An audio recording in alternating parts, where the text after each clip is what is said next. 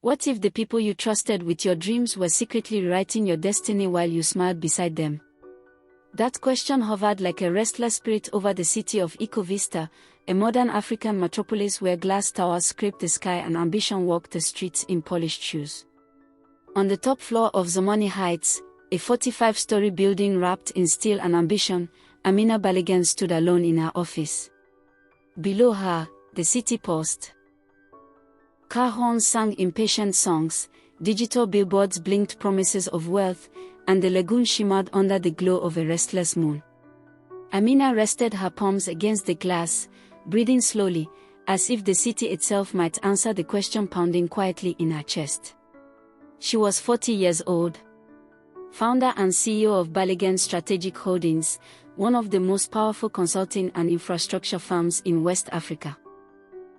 A woman who had risen from nothing and now sat where men twice her age whispered her name with caution. They called her the Quiet Lioness. But tonight, her reflection in the glass looked tired. Not weak. Just aware. Behind her, the door opened.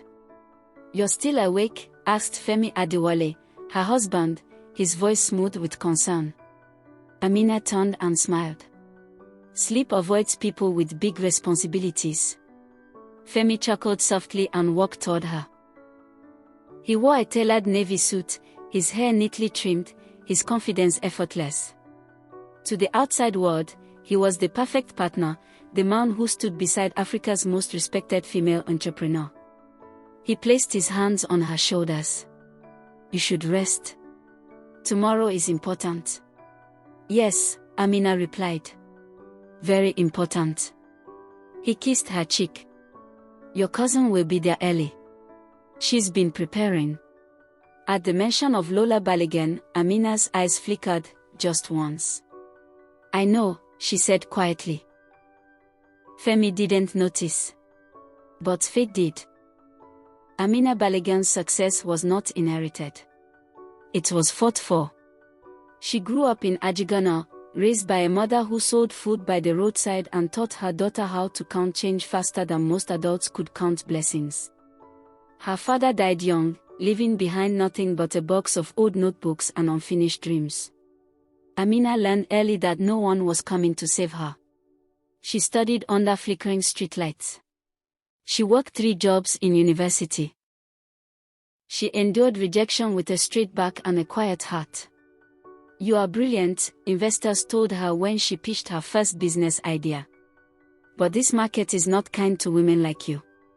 So she became kinder to herself, and harder than the market. Balogun Strategic Holdings began in a cramped apartment with one borrowed laptop and one unbreakable belief. Contracts were small at first. Mistakes were many. But Amina learned. She never begged.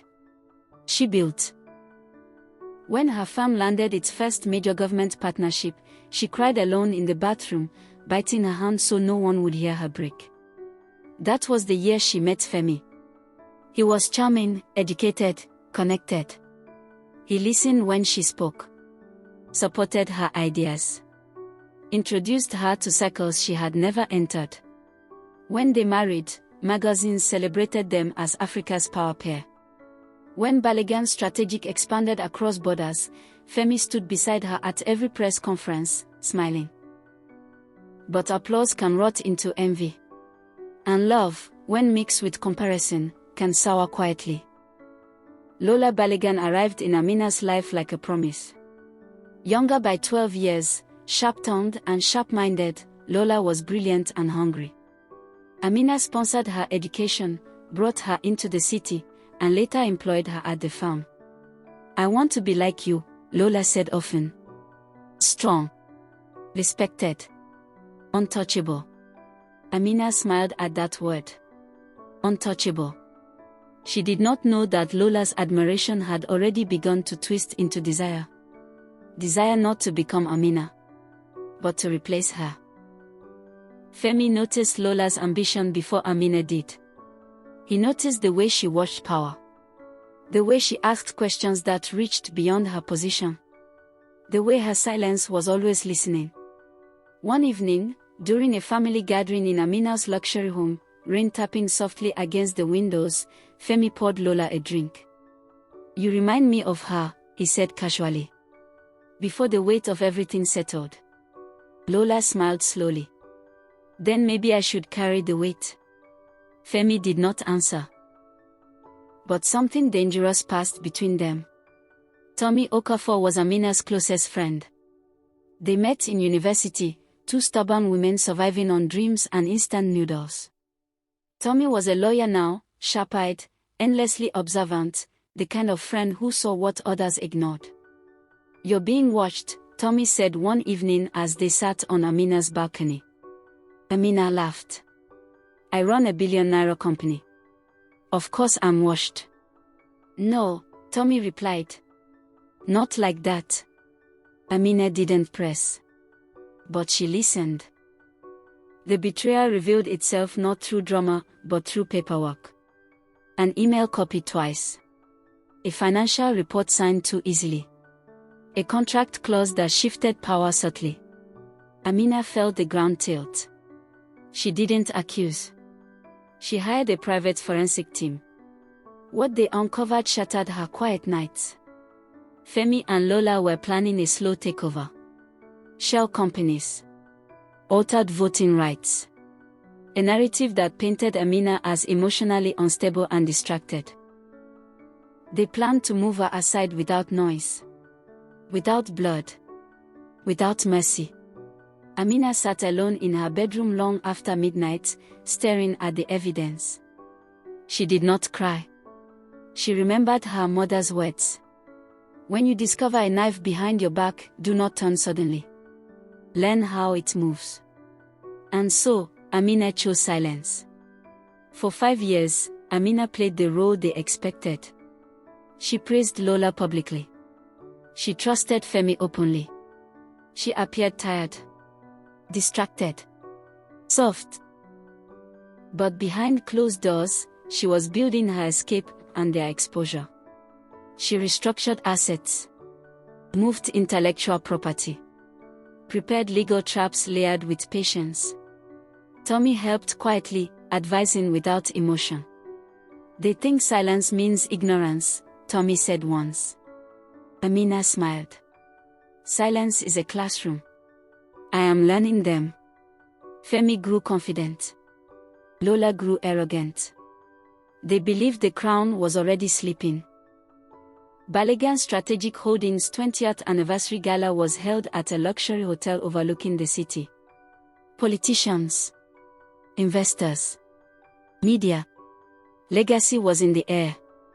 Femi took the microphone. "Tonight," he announced, "we celebrate transition." Gasps. Amina stood calmly when called. She walked to the stage in white. And then she spoke. The screen behind her lit up. Emails. Signatures. Evidence. The room froze. "For years," Amina said softly, "I watched people mistake my patience for weakness."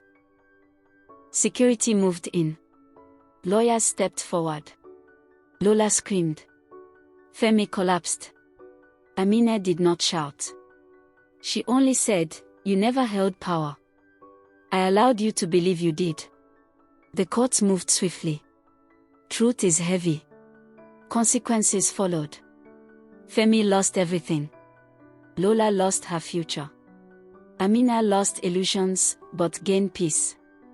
Months later, she sat again in her office. Tommy stood beside her. "You okay?" Tommy asked. "Yes," Amina replied.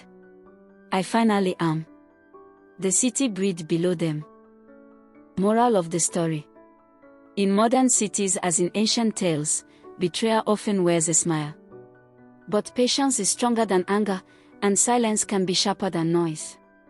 Those who plot in the dark forget that wisdom sees clearly. And destiny always favors the one who waits, prepares, and stands with truth.